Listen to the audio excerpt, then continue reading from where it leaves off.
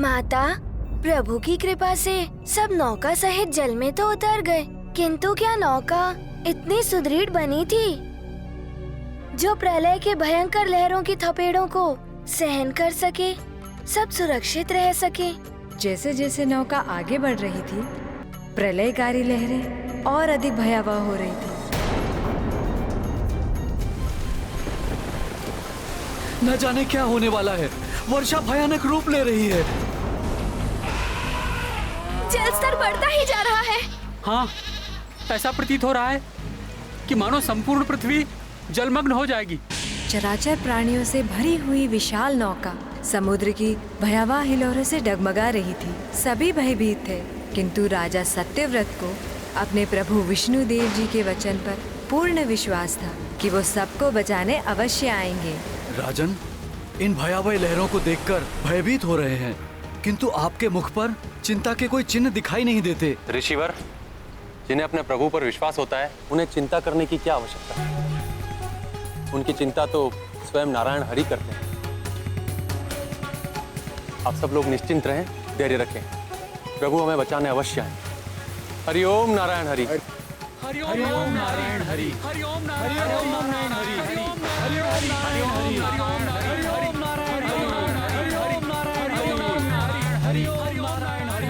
महाराज, इस प्रलय से पार पाना असंभव है। पार होगी हमारी नौका मित्र। मुझे पूर्ण विश्वास है कि प्रभु हमें इस संकट से बचाने अवश्य आएंगे।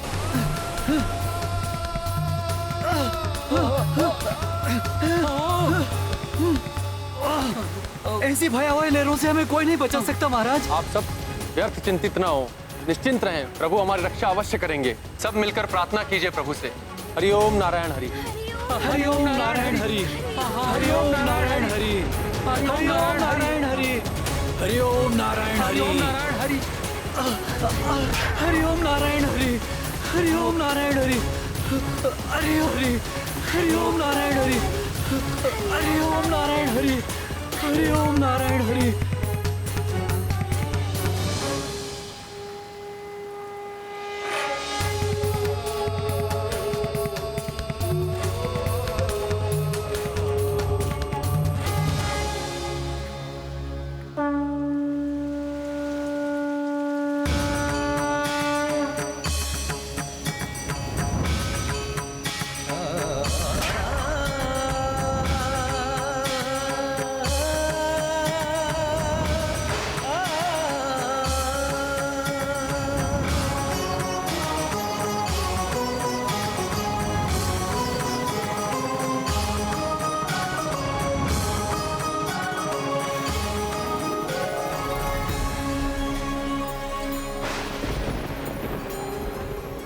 प्रभु, हमें विश्वास था कि आप हम भक्तों की रक्षा के लिए अवश्य आएंगे प्रभु। हरि ओम नारायण हरि। हरि ओम नारायण हरि। हरि ओम नारायण हरि। हरि ओम नारायण हरि। हरि ओम नारायण हरि। महाराज सत्यव्रत, आपने उत्तम कार्य किया है। मैं आपके प्रयत्नों से प्रसन्न हूं। प्रभु श्री नारायण हरि की जय। प्रभु श्री नारायण हरि की जय। प्रभु श्री नारायण हरि की। नागराज वासुकी, मुझे इस कार्य में आपकी सहायता की आवश्यकता है। मैं आपका आशय समझ गया प्रभु। इस महान कार्य में सहायक होकर मेरा जीवन धन्य हो जाएगा।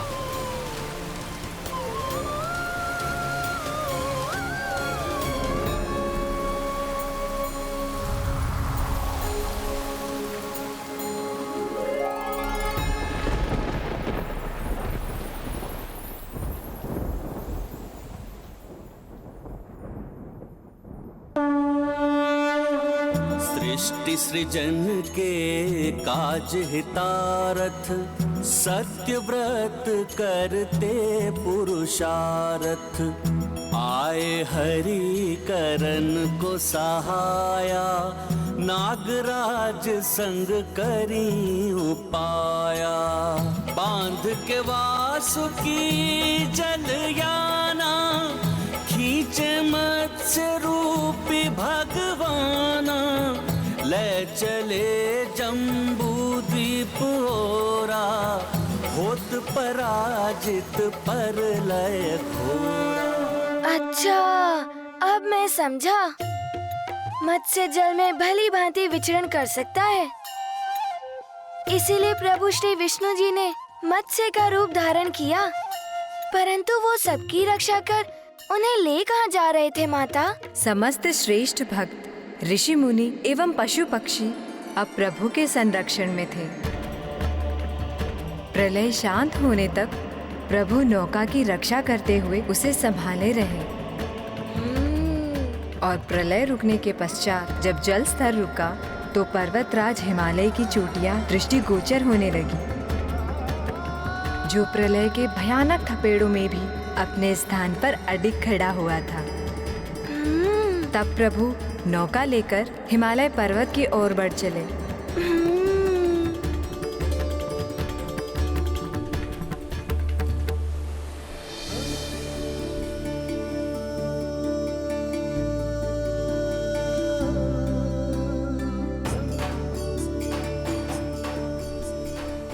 वो देखो पर्वत, अंततः हमारे प्रभु ने हमें पृथ्वी के एक भाग तक पहुंचा ही दिया।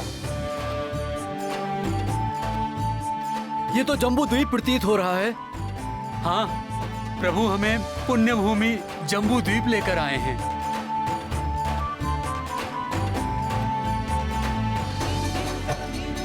प्रभु श्री हरिनारायण की, प्रभु श्री हरिनारायण की, प्रभु श्री हरिनारायण की, प्रभु श्री हरिनारायण की, प्रभु श्री हरिनारायण की। हरिओम नारायण हरि, हरिओम नारायण हरि, हरिओम नारायण हरि, हरिओम नारायण हरि।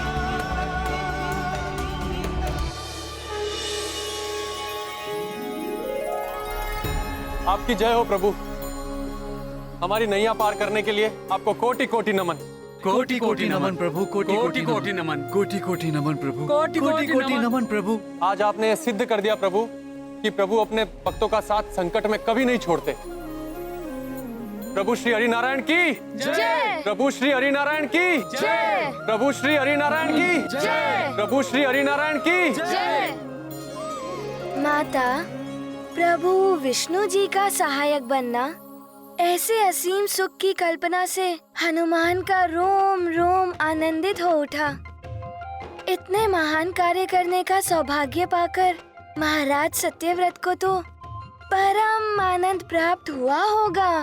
अवश्य पुत्र, पर तुम अपना हृदय क्यों छोटा करते हो? संभव है प्रभु श्री विष्णु जी की कृपा से उनके किसी अत्यंत महत्वपूर्ण कार्य में उनका सहायक बनने का अवसर प्राप्त हो। इतना सुखकर विचार। हनुमान करेगा प्रभु श्री विष्णु जी की सेवा।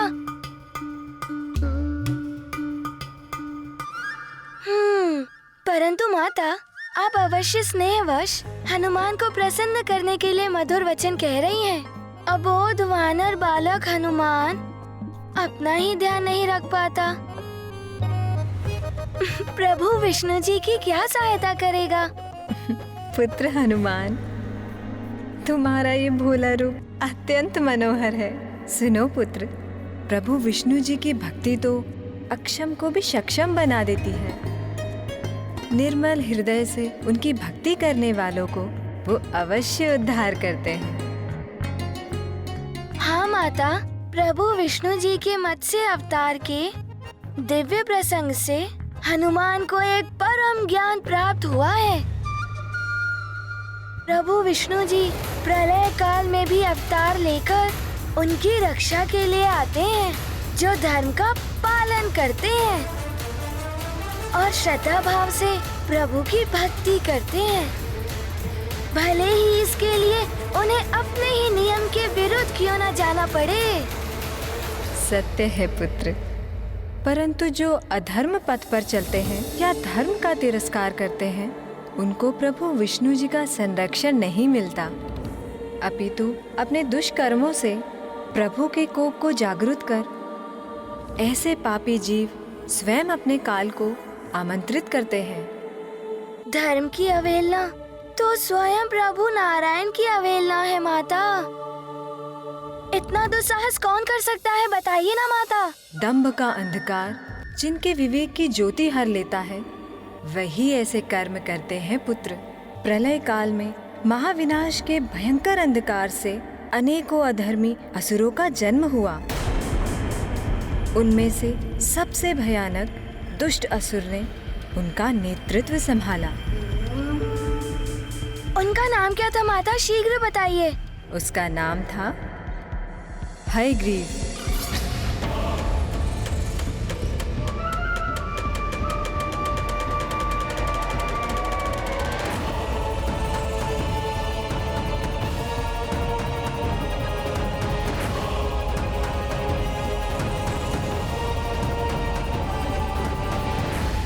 अंधकार का करूंगा विस्तार, होगी असुरों की जय जयकार।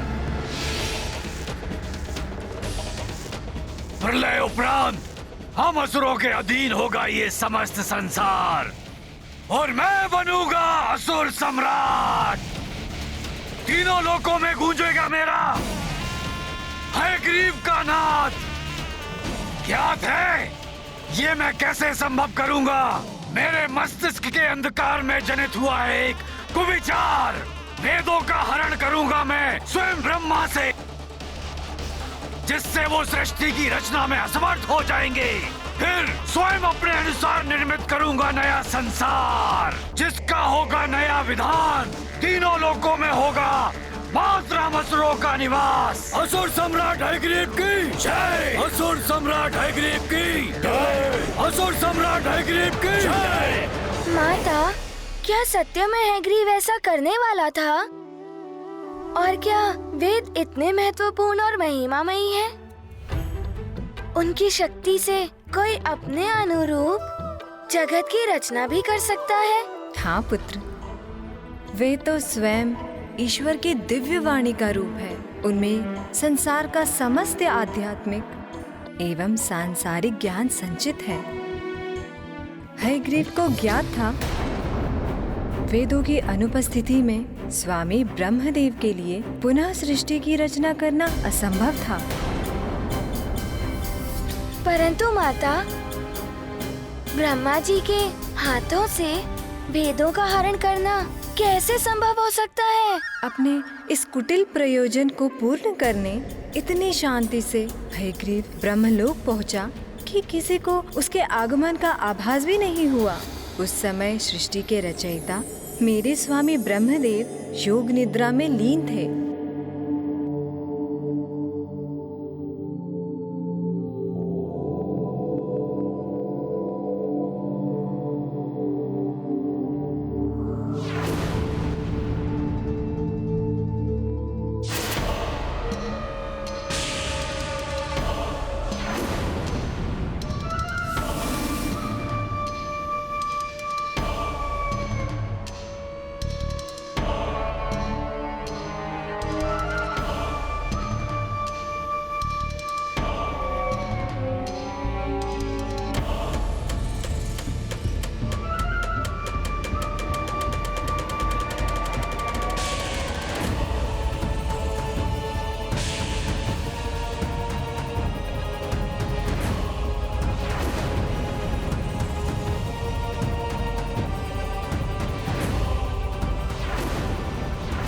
अंधकार का करूंगा विस्तार।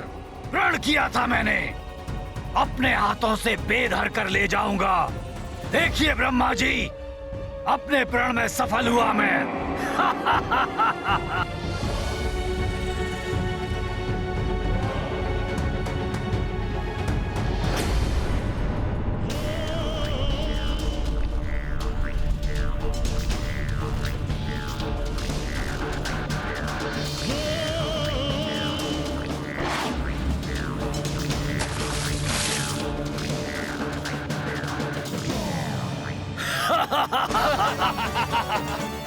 असुर सम्राट हयग्रीव की जय। असुर सम्राट हयग्रीव की जय। असुर सम्राट हयग्रीव की जय। असंभव को भी संभव किया है मैंने। स्वयं ब्रह्मा के हाथों से वेदों को चुरा लाया।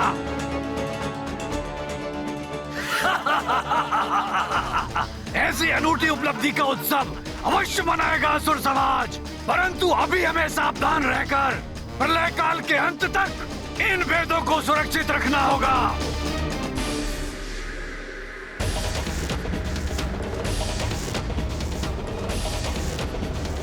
ये तो अभी आरंभ है, हमें पूर्ण सफलता तब प्राप्त होगी जब मैं असुरों से परिपूर्ण नए संसार का गठन करूंगा।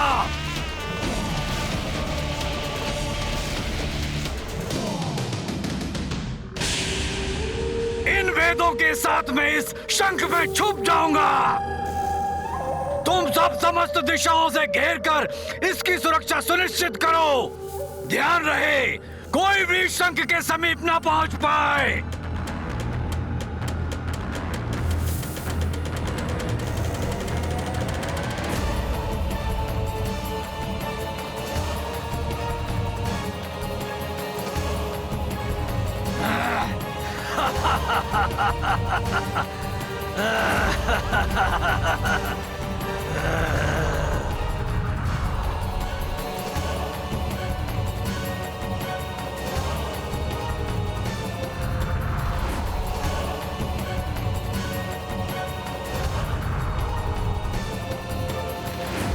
अर्थात हैग्रीव ने वेदों को छुपाकर रखने का पूर्ण प्रबंध कर लिया था।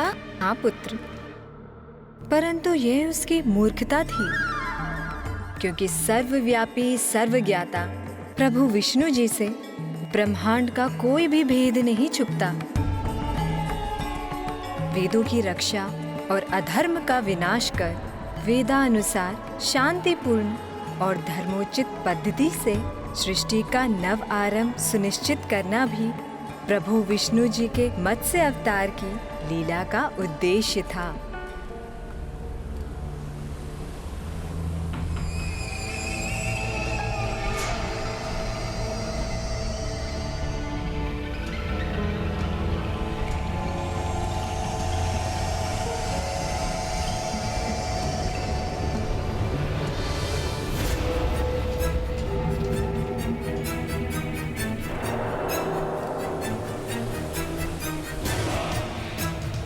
सावधान, भाग जाओ यहाँ से।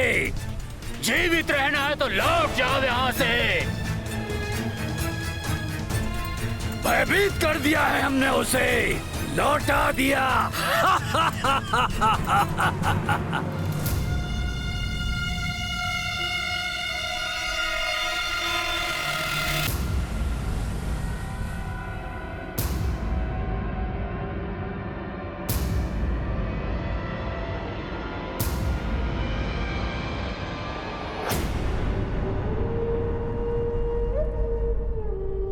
ये मत्स्य यहाँ तक कैसे पहुंच गया?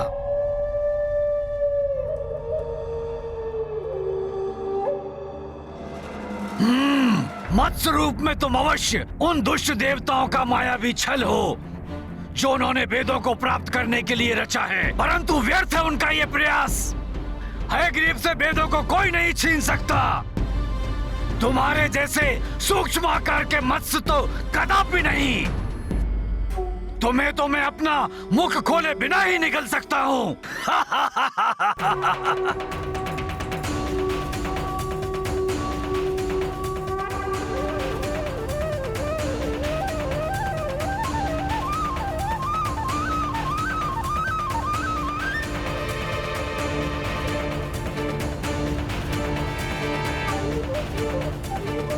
कितनी भी विशाल क्यों ना हो जाओ, मैं और मेरे सहायक असुर तुम्हें जीवित नहीं छोड़ेंगे।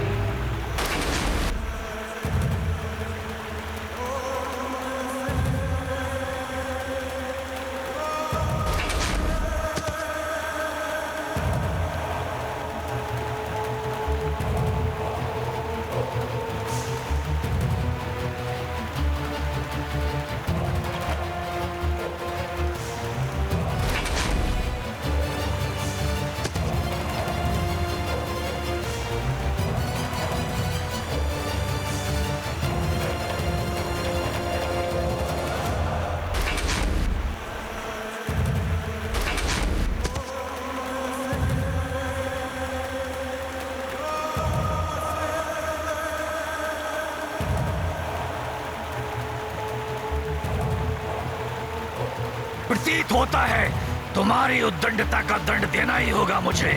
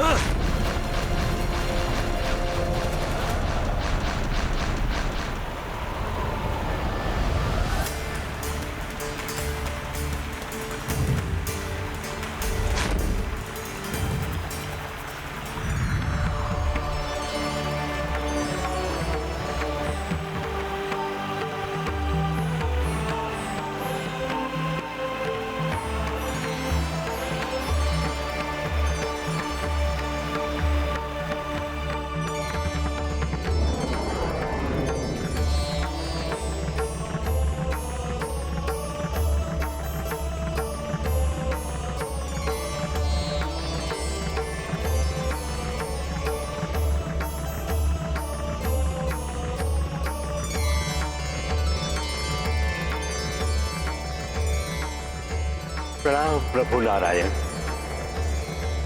निद्रा से जागृत होते ही आपके इस अद्भुत लीला रूप में आपके दर्शन पाकर मैं धन्य हुआ प्रभु। प्रणाम ब्रह्मदेव जी। फिर प्रभु विष्णु जी ने सभी वेदों को स्वामी को लौटाकर उन्हें यथास्थान स्थापित किया और उन्हें पूरा घटनाक्रम विस्तार से बताया और स्वामी प्रभु की भक्ति में मंत्रमुग्ध होकर उनकी स्तुति गाने लगे।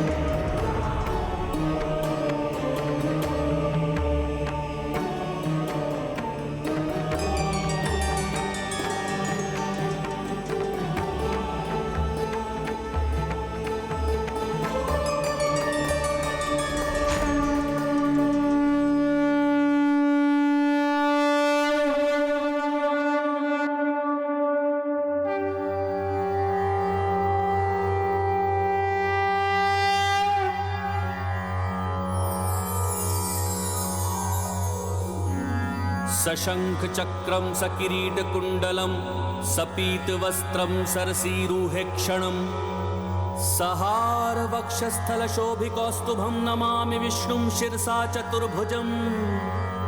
त्वमेव माता च पिता त्वमेव बंधुश्च सखा त्वमेव विद्या द्रविणं त्वमेव सर्व मम देव देव।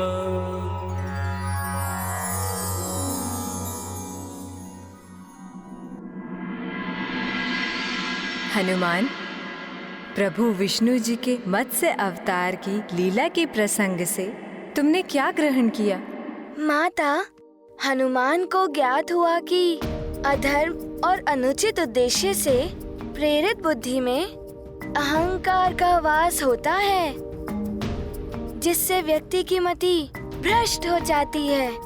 वो भ्रमित होकर अपनी संहारक शक्ति पर अटूट विश्वास कर बैठता है, जो उसी का पतन करवाता है।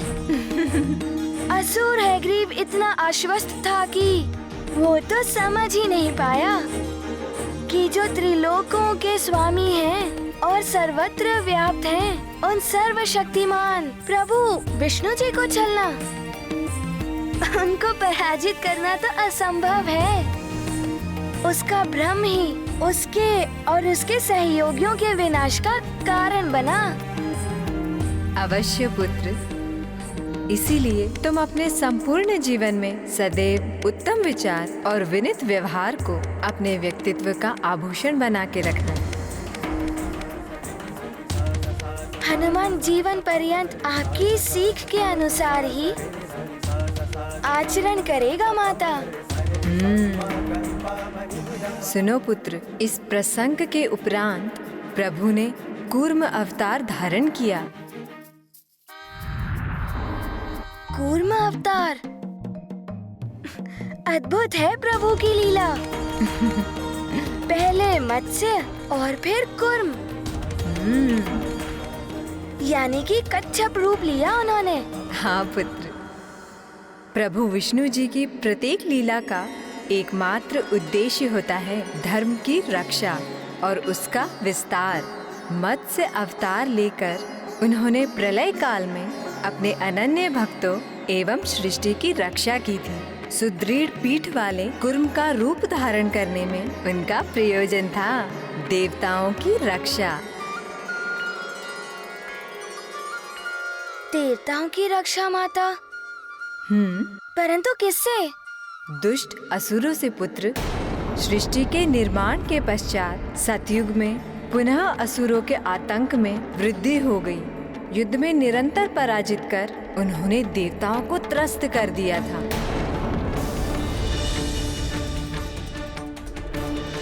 परंतु माता, देवताओं की शक्ति तो असुरों से कहीं अधिक होती है। फिर असुर उन पर विजय पाने में कैसे सक्षम हो गए? ऋषि दुर्वासा के श्राप के प्रभाव से समस्त देवगण निर्वीर्य हो गए थे पुत्र। मैं ऋषि दुर्वासा आपको श्राप देता हूँ। इस धृष्टता के दंड स्वरूप आप श्रीहीन हो जाएंगे।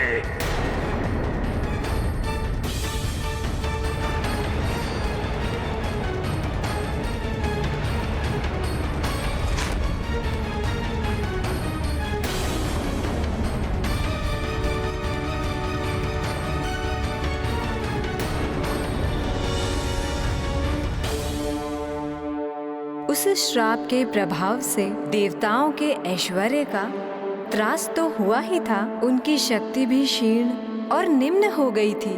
क्योंकि श्री ही शक्ति है और शक्ति ही श्री है। हनुमान को स्मरण हो रहा है कि ऋषि दुर्वासा के श्राप के विषय में हनुमान ने पूर्व में भी सुन रखा है माता। संभव है पुत्र, परंतु तुम्हें ये ज्ञात नहीं होगा कि उसके पश्चात क्या होगा। हाँ माता, हनुमान जानने के लिए उत्सुक है। शीघ्र बताइए ना माता, फिर क्या हुआ? अनेकों बार पराजय का मुख देखने के बाद देवता विवश होकर स्वामी ब्रह्मा जी के साथ प्रभु विष्णु जी के धाम वैकुंठ पहुँचे।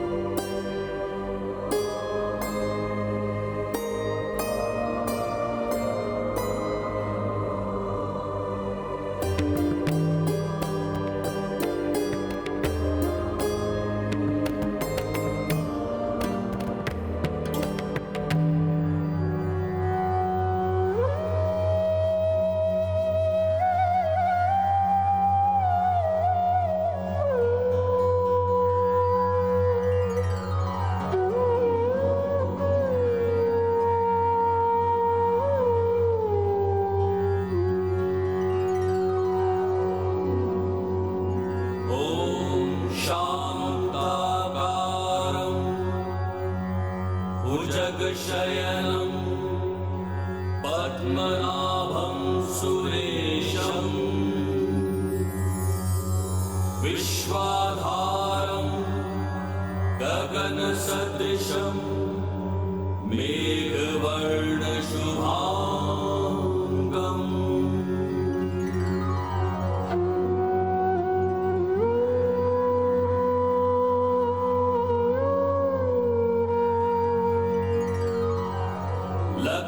लक्ष्मीकान्तं कमलनयनं योगिभिर्ध्यानगम्यं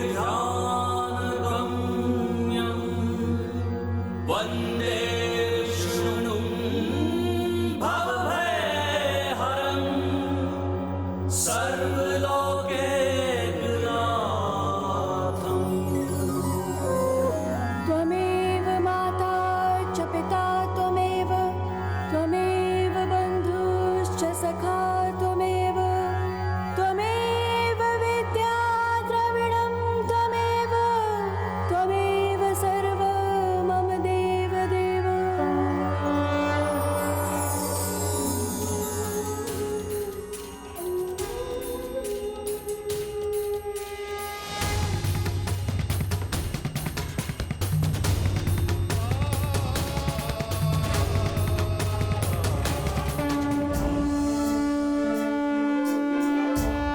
प्रणाम।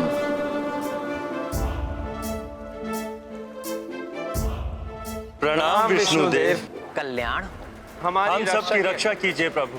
मैं ऋषि दुर्वासा आपको शाप देता हूं। इस धृष्टता के दंड स्वरूप आप श्रीहीन हो जाएंगे।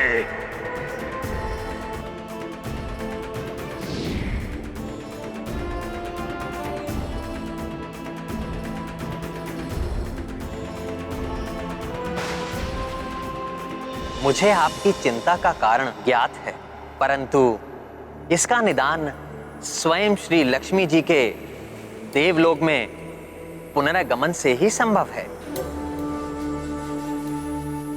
तभी आप अपने संपूर्ण ऐश्वर्य, वैभव और शक्तियों को प्राप्त करेंगे। परंतु ये कैसे संभव होगा? हमारा मार्गदर्शन कीजिए प्रभु। देवराज इंद्र, इसका एकमात्र उपाय है क्षीर सागर का मंथन।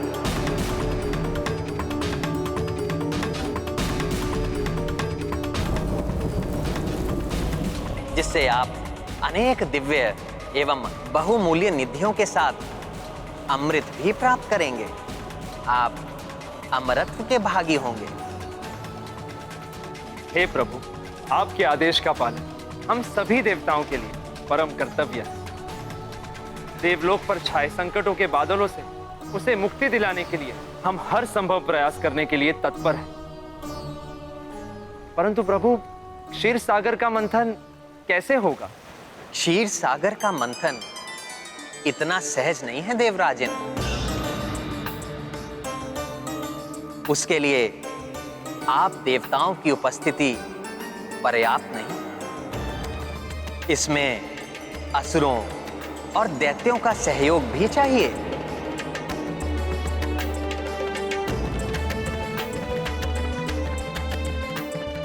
परंतु माता, असुरों का सहयोग तो और भी भयंकर है। उससे तो सब शुभ कार्य अशुभ बन जाते हैं और वो तो देवताओं के चिर शत्रु हैं। वो देवताओं की सहायता क्यों करते भला? ऐसे ही अनेक प्रश्न भी देवताओं के हृदय में भी थे। वो भी प्रभु वचनों से चकित थे, परंतु प्रभु का आदेश था। इस कार्य सिद्धि के लिए असुरों की सहायता अनिवार्य थी। इसीलिए देवताओं ने असुरों से संधि कर ली और सागर मंथन से प्राप्त होने वाली निधियों का बंटवारा करने का प्रण भी लिया। तो माता, क्या असुरों ने देवताओं के इस प्रस्ताव को स्वीकार कर लिया? हाँ पुत्र, असुर सागर मंथन के लिए प्रस्तुत तो हो गए, परंतु उन्होंने पूर्व में ही देवताओं से अमृत हरने की योजना गठित कर ली थी। इसका अर्थ है माता, उन्होंने अपनी आसुरी स्वभाव के अनुसार उस महामंथन में भाग लेने के पूर्व ही महाषड्यंत्र भी रच लिया था। पुत्र, शत्रु, मित्र और सहभागी को तो कोई भी छल सकता है, परंतु कण कण में व्याप्त सर्वव्यापी सर्वज्ञाता प्रभु को छलने की सामर्थ्य भला किसमें है? प्रभु को असुरों के इस योजना का ज्ञान था, परंतु प्रभु की सभी लीलाओं में कोई गूढ़ अर्थ एवं उद्देश्य निहित होता है, जिसका रहस्य उचित समय पर ही उजागर होता है। परंतु दुग्ध के समान उज्जवल विशाल क्षीर सागर का दोहन कैसे हो, ये विचार कर अति विशाल मंदराचल पर्वत को भी आमंत्रित किया गया कि वो इस मंथन में मथनी बने और नागराज वासुकी डोर बने, जिससे सागर मंथन संभव हो। परंतु माता, नागराज वासुकी के शीश की ओर से उन्हें पकड़ना तो संकटमय हो सकता था। तो फिर देवताओं और असुरों में क्या निर्धारित हुआ कि उनके दोनों ओर कौन रहेगा? तुम बहुत बुद्धिमान हो हनुमान, ये सत्य है। नागराज वासुकी के शीर्ष की ओर स्थित होने से मंथन प्रक्रिया में नागराज के मुख से प्रवाहित भीषण विष देवताओं को आहत कर देता, परंतु उन्हें ज्ञात था कि सरल आग्रह से असुर नागराज के मुख की ओर रहने के लिए कदापि सहमत नहीं होंगे। माता, इस संकट का समाधान कैसे किया देवताओं ने? शीघ्र बताइए माता, क्या हुआ? प्रभु विष्णु जी के सुझाव पर देवताओं ने असुरों से कहा कि श्रेष्ठता के अनुसार उन्हें नागराज के मुख की ओर रहने का अधिकार है। असुरों ने इसे अपना अपमान माना और हट करने लगे कि यदि उन्हें यह अधिकार नहीं मिला तो वे सागर मंथन में भाग नहीं लेंगे। यही तो देवता चाहते थे।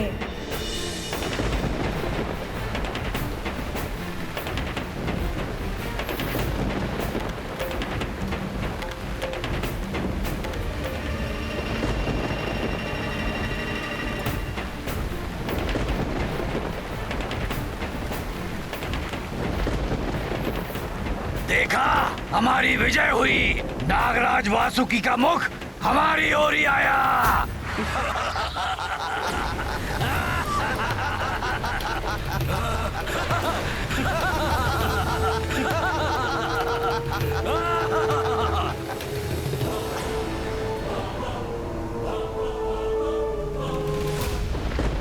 इसीलिए कहते हैं शक्ति के साथ बुद्धि का होना आवश्यक होता है, क्योंकि बुद्धि बल पर सदैव भारी पड़ती है। परंतु माता, ये सब नियत होने के पश्चात क्या हुआ?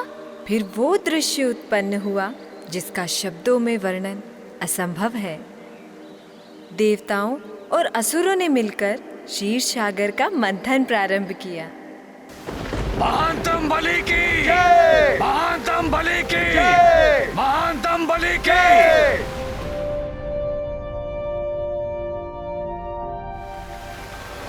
हरिओम नारायण हरि, हरिओम नारायण हरि, हरिओम नारायण हरि, हरिओम नारायण हरि, नारायण हरि। मंथन आरंभ करो।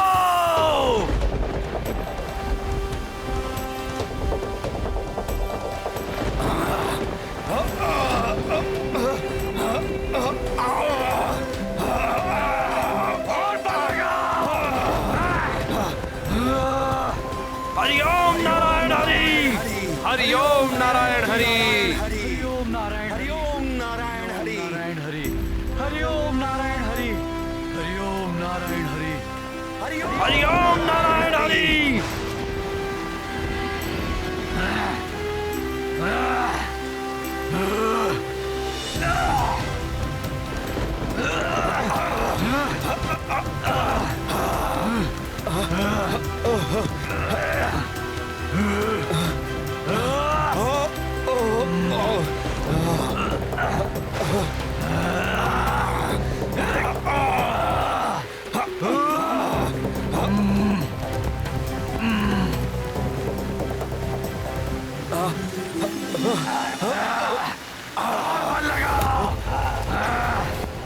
और बल लगाओ।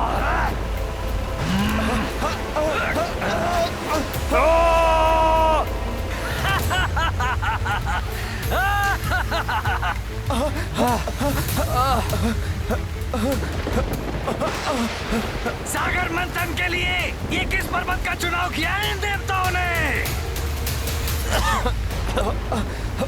कोई और सबल पर्वत लाना चाहिए था जो जल में भी स्थिरता से रह पाता। दिव्य मंत्राचल पर्वत की सामर्थ्य पर संदेह उचित नहीं है। बल लगाओ।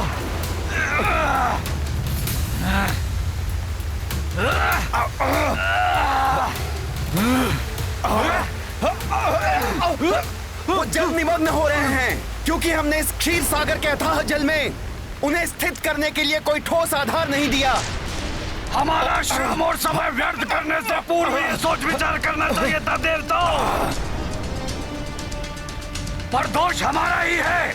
इन देवों पर विश्वास कर हमने घोर भूल की है। हरिओम नारायण हरि, हरिओम नारायण हरि,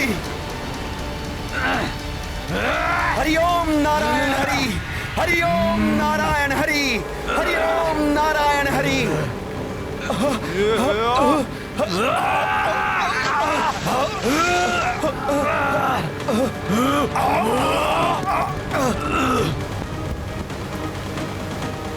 हरिओम नारायण हरि, हरिओम नारायण हरि, हरिओम नारायण हरि, हरिओम नारायण हरि।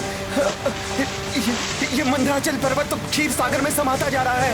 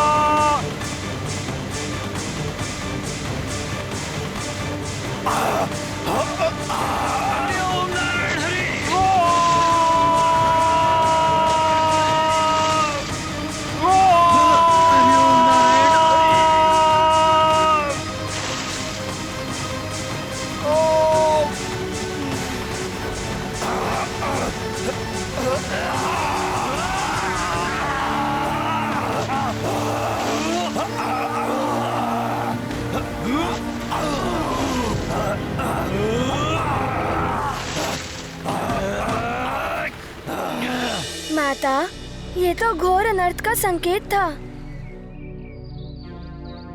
परंतु माता, प्रभु विष्णु जी की इसमें क्या भूमिका थी? उन्होंने कूर्मावतार क्यों धारण किया? हनुमान, मंथन प्रारंभ होने पर विशाल मेरु पर्वत क्षीर सागर के अतल जल में समाने लगा। तब प्रभु विष्णु जी ने कूर्म रूप लेकर उस पर्वत को अपनी पीठ पर टिकाकर सागर मंथन को संभव बनाया। उस समय देवताओं की सहायता के लिए स्वयं प्रभु विष्णु जी ने कूर्म अवतार धारण किया ना? हाँ पुत्र, मंत्राचल पर्वत के साथ समस्त देवता भी जल में खिंचे जा रहे थे। उन पर घोर संकट छाया था। तब उन्होंने एक स्वर में भगवान विष्णु की स्तुति आरंभ कर प्रभु का आवाहन किया।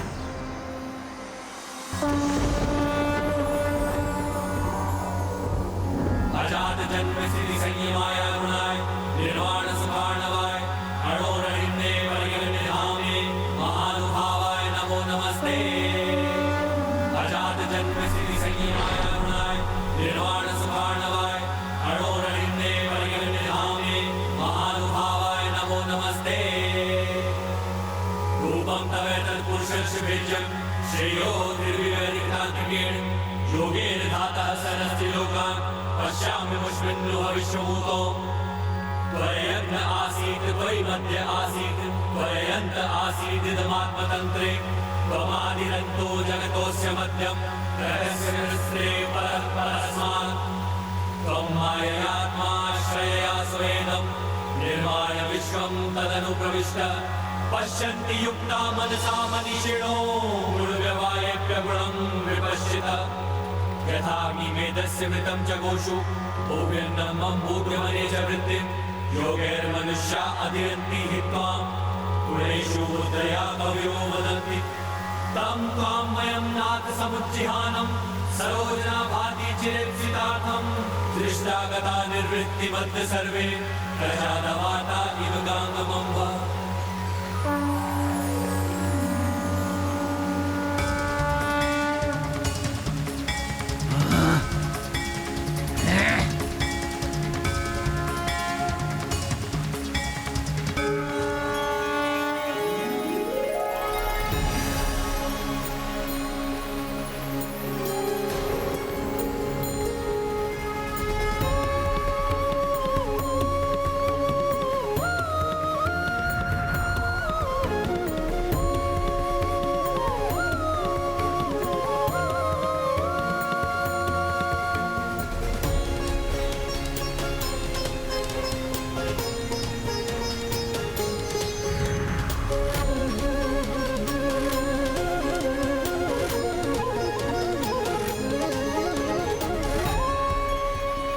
प्रणाम प्रभु नारायण।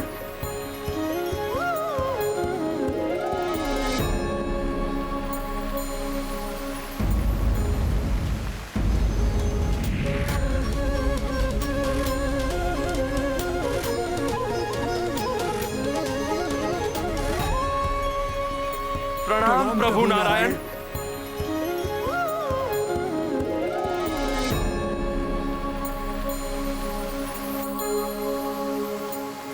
अत्यंत विचित्र बात है। ये कच्छप पंछियों की भांति आकाश में विचरण कर रहा है, परंतु देवता इसे देखकर इतने प्रसन्न क्यों हो रहे हैं?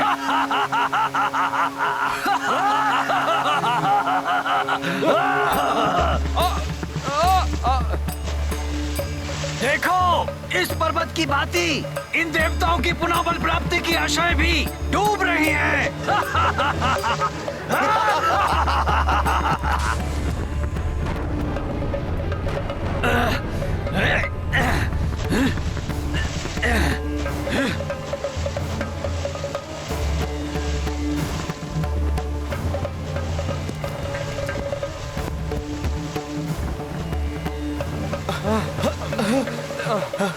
मूर्ख है ये देवता, और उससे भी मूर्खतापूर्ण है इनकी ये योजनाएं।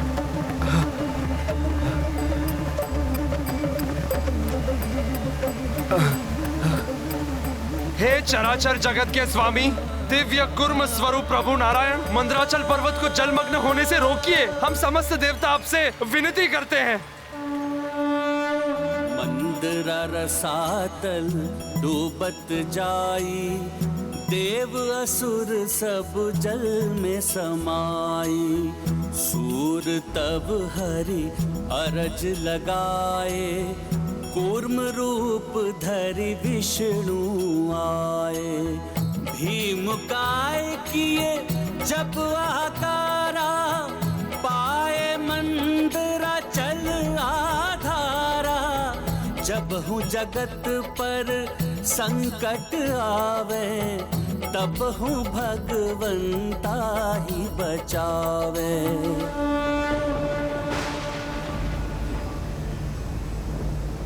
चलो यहाँ से, यहाँ हमें कोई सफलता प्राप्त नहीं होगी। चलो।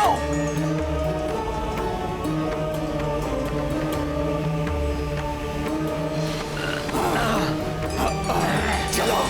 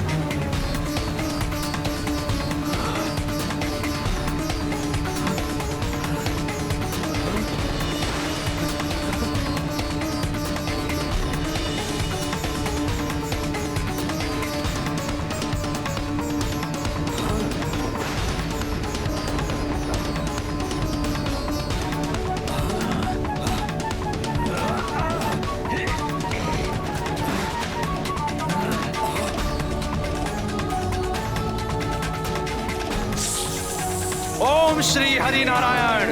ओम श्री हरि नारायण। जय जय श्री प्रभु हरि नारायण। जय जय श्री नारायण। ओम श्री हरि नारायण।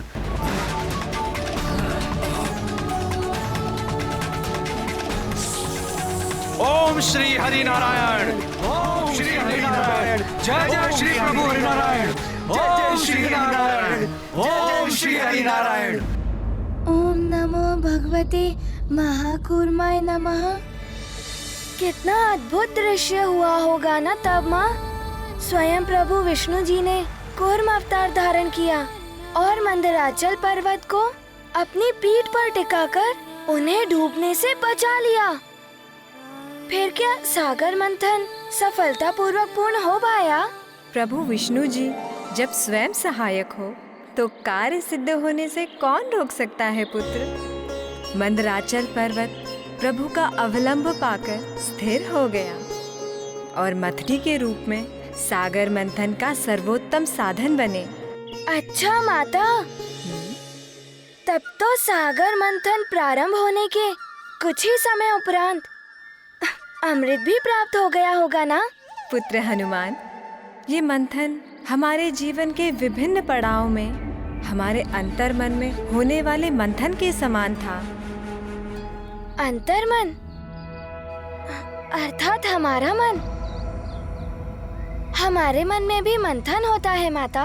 हाँ पुत्र, नागराज वासुकी रूपी हमारी इच्छाएं सागर मंथन के देवताओं और दानवों के समान है। हमारे मन में बसी अच्छाइयों और बुराइयों के बीच झूलती रहती है और मन की गहराई में छुपे अनेक विचारों और भावनाओं को ऊपर ले आती है। सर्वप्रथम उत्पन्न अशुभ विचारों को त्यागने से हमारे मन में अमृत रूपी पवित्र विचार शेष रहते हैं, जो हमें जीवन में आत्मिक शांति और परम संतोष देते हैं। इसका अर्थ है सागर मंथन में सर्वप्रथम अशुभ एवं हानिकारक वस्तुएं प्रकट हुई। हाँ, इतनी भयंकर वस्तु पुत्र जो समस्त संसार का विनाश कर सकती है।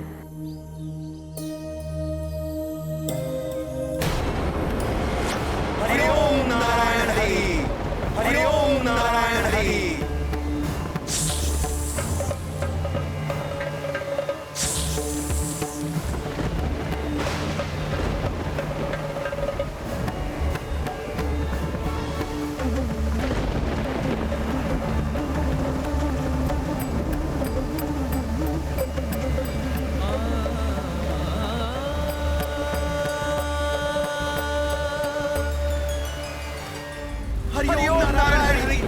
हरि ओम नारायण हरि, हरि ओम नारायण हरि, हरि ओम नारायण हरि, हरि ओम नारायण हरि, हरि ओम नारायण हरि, हरि ओम नारायण हरि, हरि ओम नारायण हरि।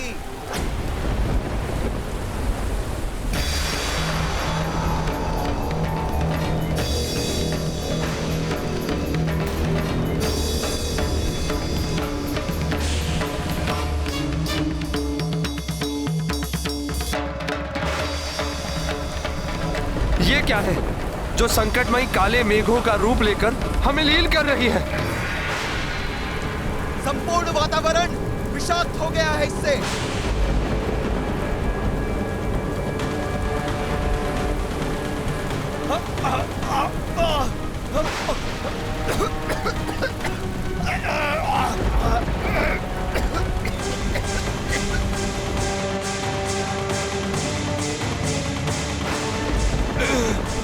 मेरी श्वास रुक रही है, मैं भी अचेत हो रहा हूँ। इस विषैले द्रव्य और उससे चलित वाष्प के प्रवाह को रोकने के लिए हमें समुद्र मंथन रोकना होगा। रुक जाओ!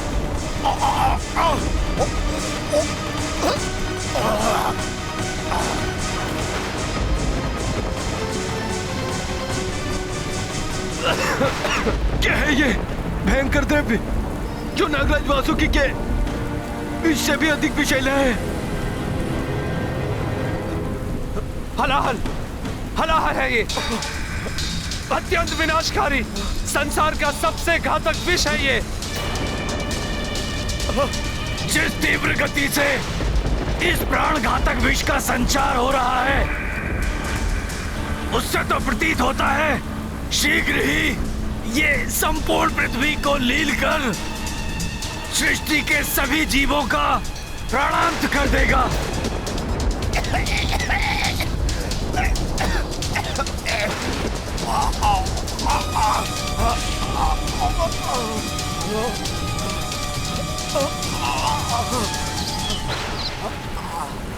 यह विष हमारे साथ साथ समस्त सृष्टि को नष्ट कर दे, इसके पूर्व ही हमें इसके विस्तार को रोकने के लिए कोई उपाय करना होगा।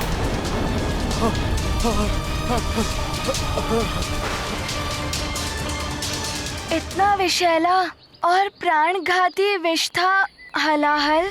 हलाहल की विनाशकारी क्षमता की कोई था ही नहीं है। वो तो समूचे संसार को सर्वनाश कर सकता था। उस पर वश पाने की सामर्थ्य भी देवताओं में कहाँ थी? फिर क्या हुआ माता? हलाहल से सृष्टि की रक्षा कैसे हुई? लाचार होकर देवताओं ने पुनः प्रभु विष्णु जी को पुकारा, परंतु दुष्ट असुर ऐसी स्थिति में भी देवताओं पर दोषारोपण कर रहे थे। यही है उन सुनहरे स्वप्नों का काला अनिष्टकारी परिणाम जिन्हें हमारे साथ बांटने का प्रण लिया था तुम देवताओं ने। समुद्र मंथन से बहुमूल्य निधियां निकलेंगी। अमृत की प्राप्ति होगी, हाँ? अमृतत्व की प्राप्ति होगी हमें। यही वचन था ना तुम देवताओं का। किंतु ये तो मृत्यु रूपी हलाहल उत्पन्न हुआ है। यही अमृत है तुम देवताओं का। बोलो, यही अमृत है क्या? हे प्रभु नारायण, संसार पर विनाशकारी घोर अंधकार छा रहा है। अब आप ही आसरा है, अन्यथा ये संसार नष्ट हो जाएगा। अमृत की लालसा में हम संसार से कलंकित नहीं हो सकते प्रभु। ऐसे घोर अनर्थ का कारण बनने से हम देवताओं का बचाव कीजिए प्रभु। बचाव कीजिए, बचाव कीजिए, बचाव कीजिए हमारा प्रभु। प्रभु हमारा बचाव कीजिए। इस समूचे ब्रह्मांड में एकमात्र महादेव शिव ही इस प्राण घातक हलाहल को निष्प्रभाव करने का सामर्थ्य रखते हैं। हे महादेव, हे भोले बाबा, हम पर कृपा कीजिए प्रभु। इस महासंकट से मुक्ति दिलाइए प्रभु।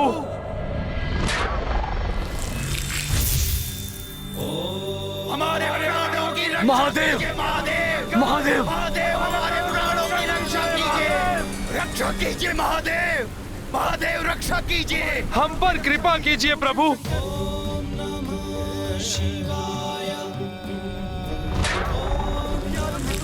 हम दुखियारों के दुख हरिए भोले बाबा, हम दुखियारों के दुख हरिए भोले बाबा। हमारी रक्षा कीजिए महादेव, हमें बचाइए प्रभु। हमें प्राण दान दीजिए भोलेनाथ। भोले बाबा, हम निरीह प्राणियों की रक्षा कीजिए। इसका अर्थ है हलाहल के प्रकोप से समस्त संसार पर ऐसा संकट आ गया था जिसका निवारण मात्र भोले बाबा ही कर सकते थे। हनुमान को ज्ञात है फिर क्या हुआ होगा। जग के संकट हरने के लिए सदैव भोले बाबा तत्पर रहते हैं। भोले बाबा बिना विचार किए तत्काल जगत की रक्षा के कार्य में जुट गए होंगे। बताइए ना माता, ऐसा ही हुआ था ना? भोले बाबा शीघ्र ही अपने ध्यान से बाहर आ गए थे ना? कीजिए प्रभु, बस आप ही का आसरा है। हे शिव शंकर, हमारे त्रास हरिए, हमारे त्रास हरिए प्रभु। रक्षा कीजिए प्रभु, हमारी रक्षा कीजिए।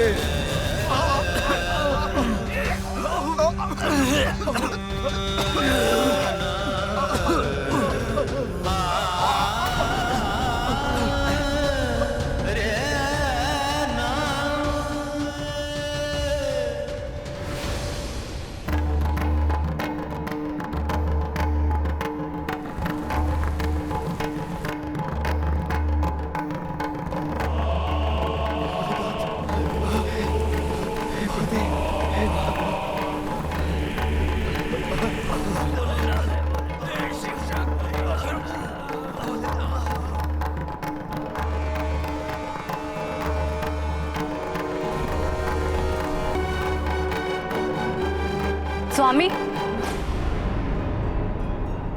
ये आप क्या करने जा रहे हैं प्रभु? वही जो जगत के हित का एकमात्र और सर्वश्रेष्ठ उपाय है। संसार में व्याप्त इस समूचे हलाहल का पान करना होगा मुझे। हलाहल का पान? नहीं नाथ, इस हलाहल से तो आपके जीवन का राज भी संभव है। मैं ऐसा करने की अनुमति नहीं दूंगी प्रभु। प्रभु, मैं किसी भी अवस्था में आपको हलाहल का पान नहीं करने दूंगी नाथ। परंतु देवी, जगत पिता हूं मैं।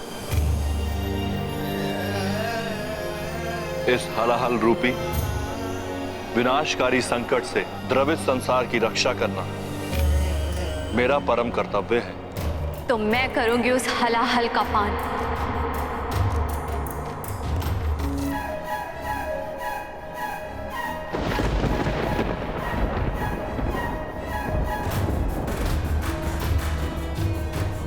परंतु अपने नेत्रों के सामने अपने सुहाग पर आंच कदापि नहीं आने दूंगी। देवी, मेरे प्रति अपार प्रेम के कारण आप ये भूल रही हैं कि मेरा अनिष्ट असंभव है। आपका प्रेम ही मेरी सुरक्षा है। सुहागन धर्म की मर्यादा के अनुरूप आपका आचरण है मेरा जीवन कवच। अपनी मांग को सिंदूर से सुशोभित कर आप मेरी दीर्घ आयु सुनिश्चित करती हैं। पुनर्जन्म में आपका विश्वास वेदवाणी में आपकी आस्था प्रमाणित करता है। सुहागन का गौरव अर्थात नक्षत्र में आभूषण धारण करती हैं आप। पुष्पों से अलंकृत आपके बंधे केश मुझे प्रसन्नता देते हैं। मंगलसूत्र और उसके काले मोती के अनिष्ट से मेरी रक्षा करते हैं। लाल वस्त्र धारण कर आप मेरी समृद्धि का कारण बनती हैं। लाल वस्त्र पति के सौभाग्य का प्रतीक है जो जगदम्बा के रूप में आप धारण करती हैं। आपकी पावों की पायल मुझे सकारात्मकता से परिपूर्ण करती हैं और बिछिया धारण कर मन समृद्धि में आप मेरी सहभागिनी बनती हैं। जिसकी पत्नी इतनी सुमंगली हो उसका कोई अमंगल कैसे संभव है। जब आपकी अनंत शक्ति मेरे साथ है तो मुझे तुच्छ हलाहल से कोई हानि कैसे पहुंच सकती है। देवी, आप तो स्वयं जगदम्बा हैं। समस्त चराचर जीवों की माता हैं आप। फिर भी आप मुझे उनकी रक्षा करने से रोक रही हैं। देवी, किसी भी अनर्थ का संदेह अपने हृदय से निकाल दीजिए। मैं तो अजन्मा हूं, तो फिर मेरी मृत्यु कैसे हो सकती है। विनती करती हूँ स्वामी, मृत्यु जैसे अशुभ वचन अपने मुख से मत निकालिए।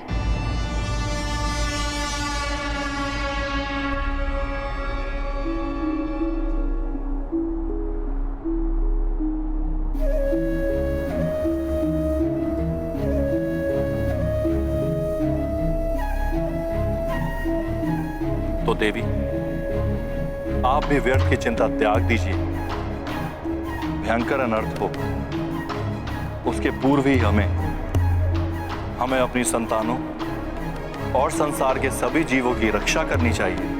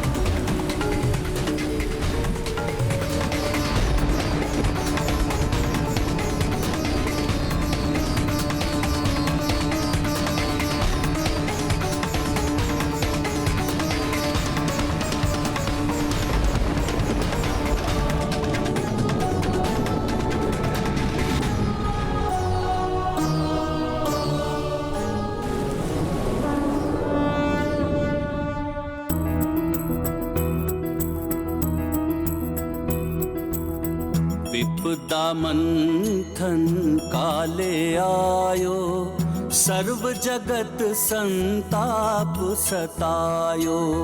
जीव डरे जीवन घबराए, भोले बाबा करिए सहाय। हाथ लियो तब गरल भयंकर, पान हलाहल कर ले शंकर। संकट से सृष्टि को बचाई, नीलकंठ शिव नाम धराई। रुकिए स्वामी। माता पार्वती ने भोले बाबा को फिर से क्यों रोक दिया माता? माता पार्वती ने भोले बाबा को फिर से क्यों रोक दिया माता? सृष्टि की रक्षा के लिए पुत्र।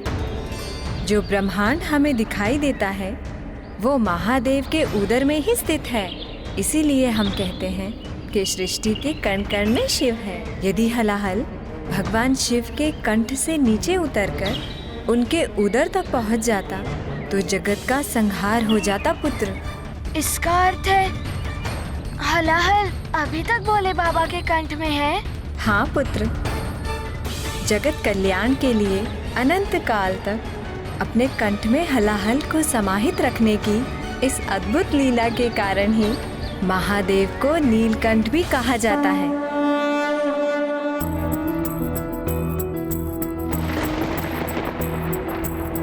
जग में हलाहल लायो विनाशा, तब बस भोलेनाथ ही आशा।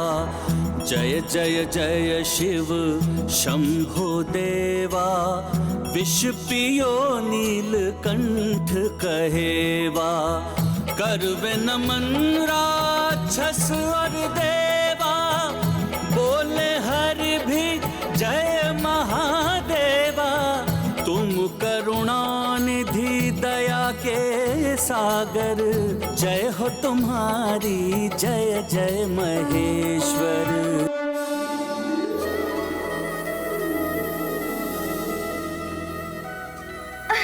हे प्रभु, हे प्रभु।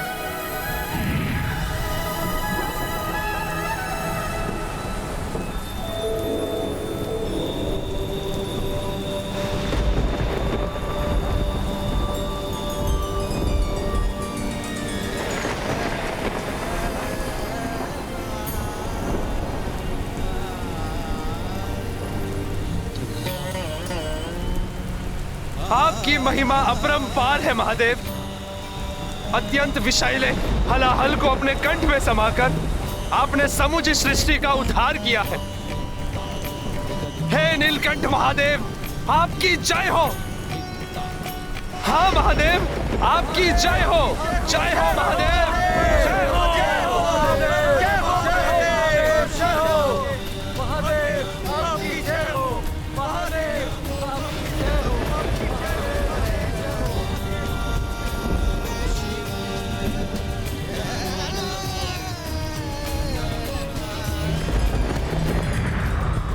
मेरी माता ने मुझे बताया था सारा जगत ईश्वर की ही संतान है।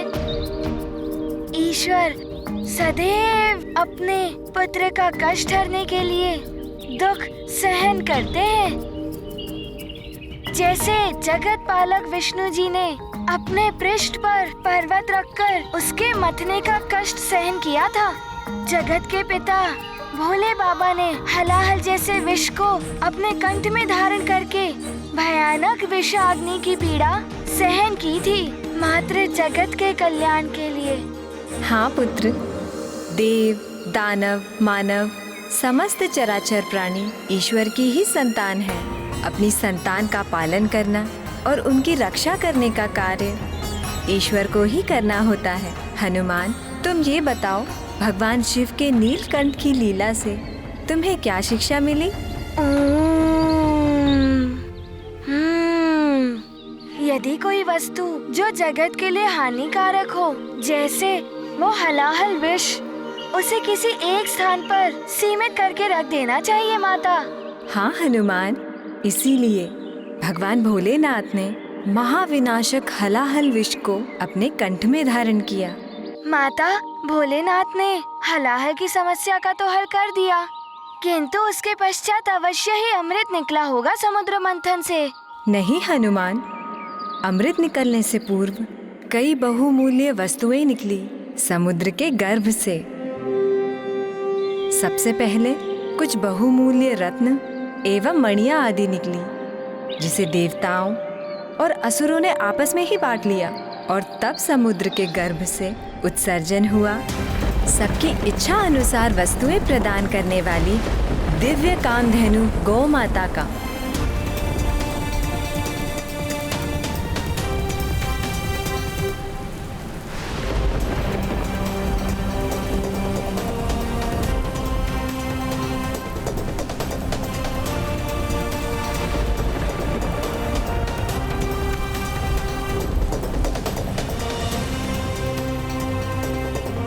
इच्छा पूर्ति दिव्य कामधेनु गौ माता ऋषियों को प्रदान कर दी गई, जिससे ऋषियों को यज्ञ आदि कार्यों के लिए दुग्ध एवं घृत आदि प्राप्त हो सके।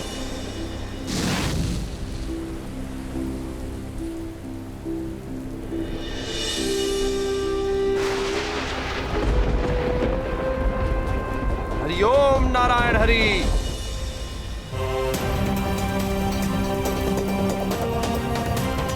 हरिओम नारायण हरि। तत्पश्चात बहुमूल्य कौस्तुभ मणि का प्रकटन हुआ। चूंकि प्रभु श्री नारायण के कूर्म अवतार की सहायता से समुद्र मंथन संभव हो रहा था, अतः समस्त देवता कौस्तुभ मणि को प्रभु श्री नारायण को भेंट करना चाह रहे थे, किंतु कुछ असुरों ने इसका विरोध किया। ये कौस्तुभ मणि विष्णु देव को नहीं, हम असुरों को मिलनी चाहिए। हाँ, क्योंकि इससे पूर्व कामधेनु का इच्छा पूर्ति देवताओं के हितैषी ऋषियों को प्रदान हुई थी, अतः अब ये मणि हमें ही मिलनी चाहिए।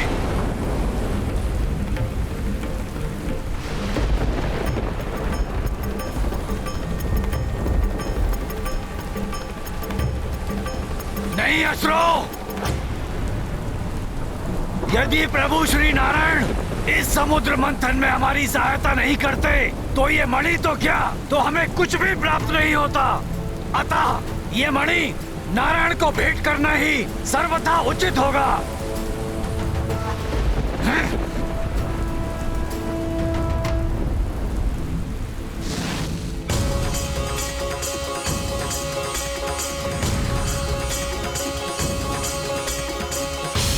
माता, रत्न एवं माणिक मोती जैसी बहुमूल्य वस्तुएं तो सर्वप्रथम आसुरी वृत्ति वाले को ही आकर्षित करती हैं। फिर क्यों दैत्यराज बलि ने सारे असुरों को कौस्तुभ मणि जैसे रत्न को लेने से रोक दिया?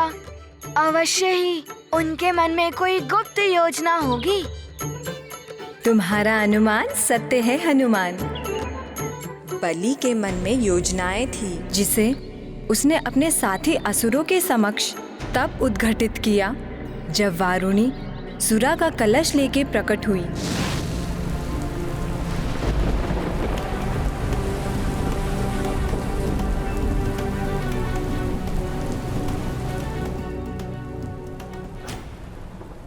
कार्य के मध्य किसी भी अवांछित परिस्थिति का सामना करने के लिए सदैव तत्पर रहना चाहिए।